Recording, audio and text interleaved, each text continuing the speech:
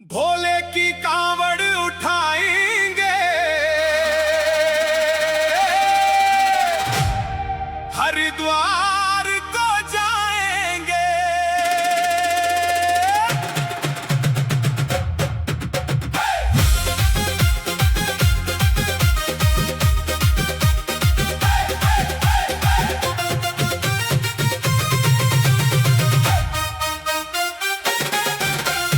भोले की कांवड़ उठाएंगे, हरिद्वार को जाएंगे।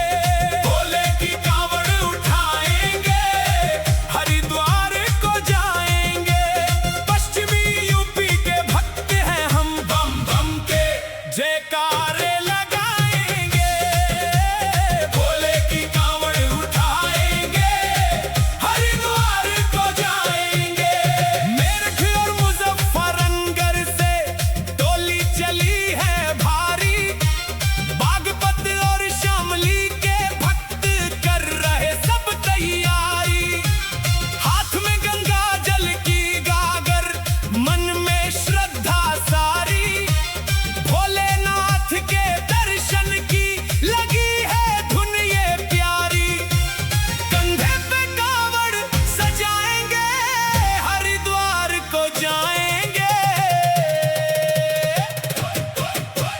भोले की कांवड़ उठाएंगे, हरिद्वार को जाएंगे। भोले की कांवड़ उठाएंगे, हरिद्वार को जाएंगे। पश्चिमी यूपी के भक्त हैं हम, बम बम के जयकारे लगाएंगे। भोले की कांवड़ उठाएंगे, हरिद्वार को जाएंगे।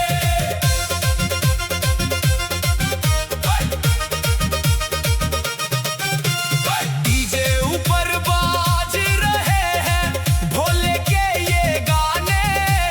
नाच रहे हैं कांवड़िया सब होकर के दीवाने। जाट गुर्जर और त्यागी भाई सब मिल कर के आए। भोले की इस पावन धुन में अपना मन बहलाए। धूम धड़ाका मचाएंगे, हरिद्वार को जाएंगे। भोले की कांवड़ उठाएंगे, हरिद्वार को जाएंगे। भोले की कांवड़ उठाएंगे, हरिद्वार को जाएंगे। पश्चिमी यूपी के भक्त हैं हम, बम बम के जयकारे लगा